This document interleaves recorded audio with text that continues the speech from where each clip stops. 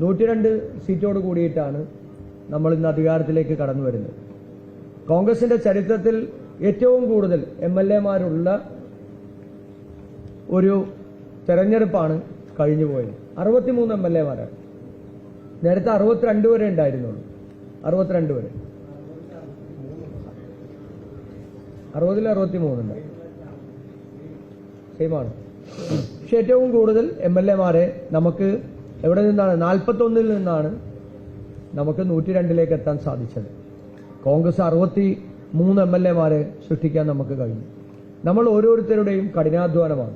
കഴിഞ്ഞ 10 വർഷക്കാലം ദൃഢനിശ്ചയത്തോടുകൂടി നമുക്ക് ചരിത്രത്തിൽ ആദ്യമായി വീണ്ടും പ്രതിപക്ഷത്തായപ്പോൾ നമ്മുടെ മനസ്സിലുണ്ടായിരുന്ന ആശങ്കകൾ എല്ലാം മാറ്റിവെച്ച് നമ്മളെല്ലാവരും ഒറ്റക്കെട്ടായി ഒരുമിച്ച് നടത്തിയ പോരാട്ടമാണ്.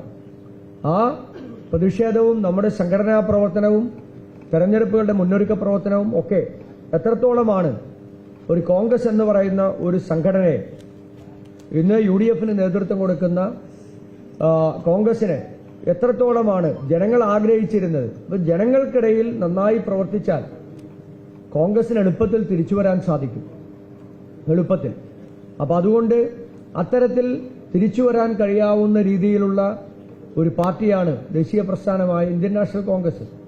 അപ്പോൾ എവിടെയെങ്കിലുമൊക്കെ കോൺഗ്രസ് ദുർബലപ്പെട്ടു പോയിട്ടുണ്ടെങ്കിൽ ആ ദുർബലപ്പെട്ടു പോയത് ജനങ്ങൾ ദുർബലപ്പെടുത്തിയത് കൊണ്ടല്ല, നമ്മൾ എടുക്കുന്ന ലീഡർഷിപ്പിന്റെ പോരായ്മകളാണ്, അല്ലെങ്കിൽ എടുക്കുന്ന തീരുമാനങ്ങൾ തെറ്റായതുകൊണ്ടാണ്.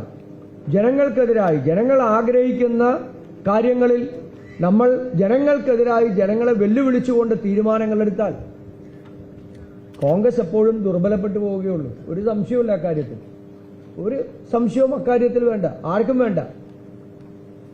കോൺഗ്രസ് ജനങ്ങൾ ആഗ്രഹിക്കുന്ന തീരുമാനങ്ങളാണ് എടുക്കേണ്ടത്.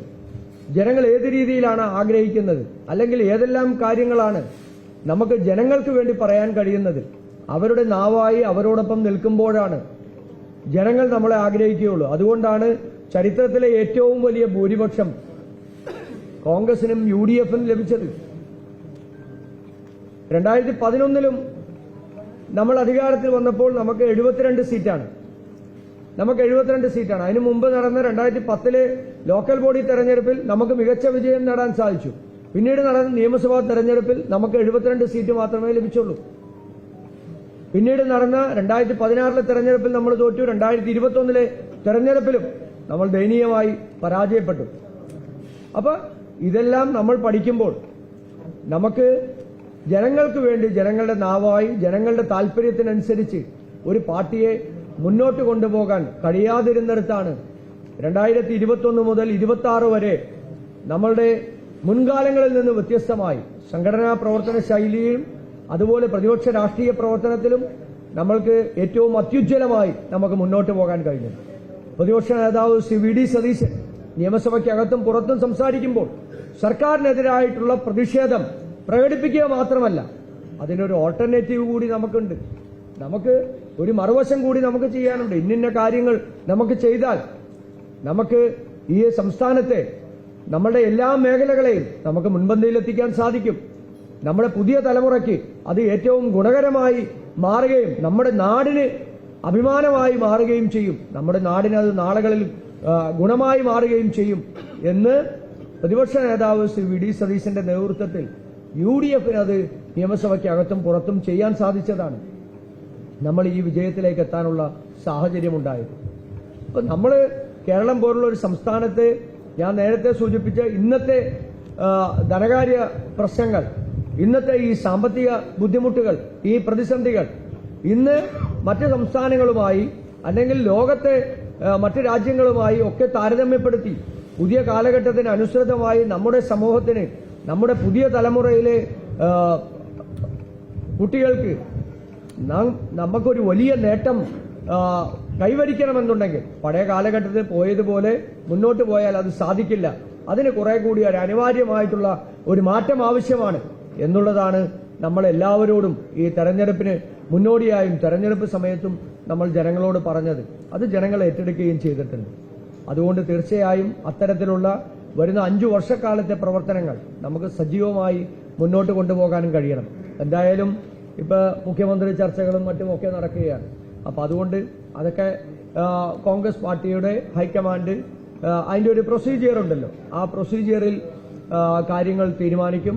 നമ്മൾ ആ തീരുമാനിക്കുന്ന തീരുമാനങ്ങൾ ജനങ്ങൾ എന്താണോ ആഗ്രഹിക്കുന്നത്, നമ്മുടെ നാട് എന്താണോ ആഗ്രഹിക്കുന്നത്, നമ്മുടെ പാർട്ടി നേതാക്കന്മാരും പ്രവർത്തകരും എന്താണോ ആഗ്രഹിക്കുന്നത്, ആ തീരുമാനമായിരിക്കും കോൺഗ്രസ് ഹൈക്കമാൻഡ് തീരുമാനിക്കുക എന്നുള്ളതാണ് നമ്മുടെ ഉത്തമമായ വിശ്വാസം. അത് കേരളം പോലുള്ള ഒരു സംസ്ഥാനത്ത് നമ്മൾ കഴിഞ്ഞ 5 വർഷക്കാലം നടത്തിയ പ്രവർത്തനങ്ങളും നമ്മൾ ജനങ്ങളോട് പറഞ്ഞ കാര്യങ്ങളും ജനങ്ങൾ ഏറ്റെടുത്തിട്ടുണ്ടെങ്കിൽ അത് തീർച്ചയായും വരുന്ന 5 വർഷക്കാലം അത് ജനങ്ങൾക്ക് മുമ്പിൽ അത് നടപ്പിലാക്കാനുള്ള ഉത്തരവാദിത്തം കോൺഗ്രസിനുണ്ട്, കോൺഗ്രസ് നയിക്കുന്ന UDF-നും ഉണ്ടാകും. ആ നിശ്ചയദാർഢ്യമാണ് നമ്മളെ നയിക്കുന്നത്.